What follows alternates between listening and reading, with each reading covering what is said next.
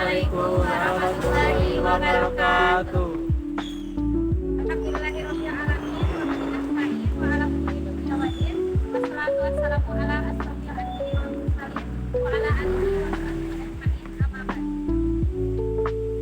Yang saya hormati Bapak Purwanto SPDN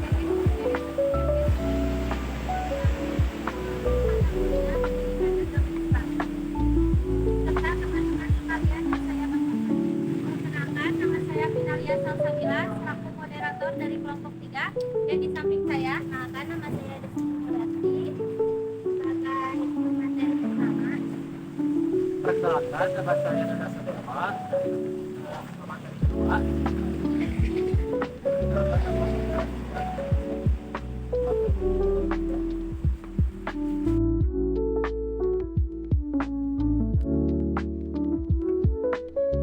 Dalam Al-Quran, penciptaan manusia tidak dijelaskan secara singkat, tetapi melalui tahapan-tahapan yang menunjukkan kebesaran dan kekuasaan Allah Subhanahu wa Ta'ala. Pembahasan ini penting karena tidak hanya menjelaskan asal-usul manusia, tetapi juga mengandung nilai keimanan dan tanggung jawab manusia dalam kehidupan. Penciptaan manusia berasal dari tanah dan nutfah. Al-Quran menjelaskan bahwa manusia pertama yaitu Nabi Adam alaihissalam diciptakan dari tanah. Hal ini disebutkan dalam firman Allah Subhanahu wa Ta'ala Al-Quran surat Al-Mu'minun ayat 23 halaman 12. Ayat ini menjelaskan bahwa asal-usul manusia sangat sederhana sehingga manusia tidak seharusnya bersifat sombong.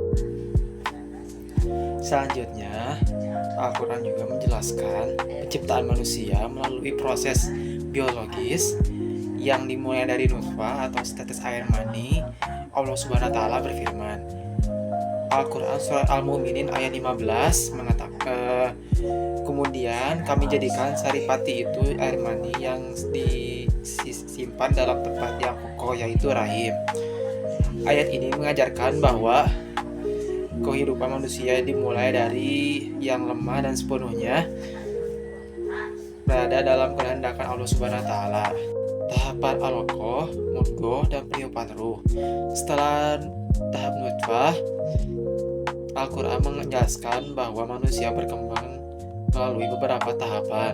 Allah Subhanahu wa Ta'ala berfirman, Al-Quran surah Al-Mu'minin ayat 14.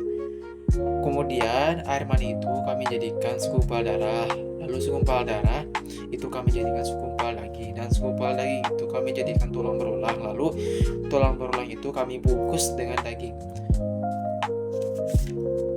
Ayat ini menunjukkan bahwa penciptaan manusia itu terjadi secara bertahap dan teratur. Kemudian setelah bentuk fisik manusia sempurna, Allah Subhanahu wa Ta'ala meniupkan ruh ke dalam manusia sebagaimana firman-Nya dari Al-Quran surat As-Sajdah ayat 9. Kemudian Dia menyempurnakan dan meniupkan ke dalam ruh ciptaannya. Peniupan ruh inilah yang menjadikan manusia memiliki akal, perasaan, dan kesadaran moral. Tujuan penciptaan, nilai pendidikan, dan penutup. Al-Quran juga menjelaskan tujuan diciptakannya manusia. Sebagai hamba Allah, manusia diperintahkan untuk beribadah kepadanya. Sebagaimana firman Allah Subhanahu wa Ta'ala, Quran surat Al-Zariyat, yang artinya, Aku tidak menciptakan jin dan manusia melainkan agar mereka beribadah kepadaku. Selain itu, manusia juga diciptakan sebagai khalifah di bumi, yang memiliki tanggung jawab untuk mengelola dan menjaga bumi dengan baik. Quran surat Al-Baqarah, yang artinya, sesungguhnya aku kehendak menjadikan seorang khalifah di bumi. Dari proses penciptaan manusia ini, kita dapat mengambil nilai penting seperti sikap rendah hati, peningkatan keimanan, serta kesadaran akan tanggung jawab moral dan sosial. Sebagai kesimpulan, berdasarkan Al-Quran, proses penciptaan manusia adalah proses yang kompleks dan melibatkan beberapa tahap, dari penciptaan Adam hingga pembentukan janin dalam rahim ibu. Allah menciptakan Adam dari tanah, kemudian menciptakan Hawa dari tulang rusuk Adam. dan selanjutnya menciptakan keturunan Adam dari air mani. Proses ini menunjukkan kebesaran dan kekuasaan Allah dalam menciptakan manusia, serta menekankan pentingnya menghargai dan mensyukuri kehidupan yang diberikan oleh Allah.